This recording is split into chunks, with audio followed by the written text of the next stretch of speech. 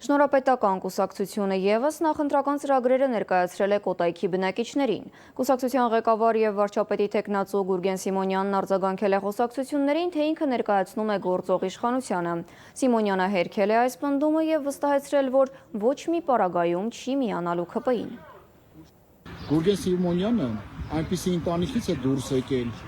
որի արժե համակարգն ու արժանապատվությունը շատ-շատերի տեսածից մի քանի անգամ ավելին է։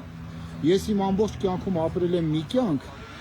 որը որ աչքի է ընկել բացառապես արժանապատվությամբ եւ բացառապես արժեքներով։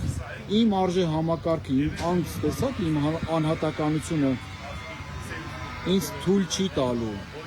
որ ես մարդկանց քվեն եւ Հայաստանը վաճառեմ միանալով սրան կամ նրան։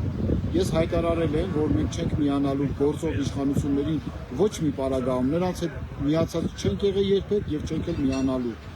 Եվ նախկիններից որևէ մեկի եւ նրանց աֆիլացված արբանյակ քաղաքական ուժերի։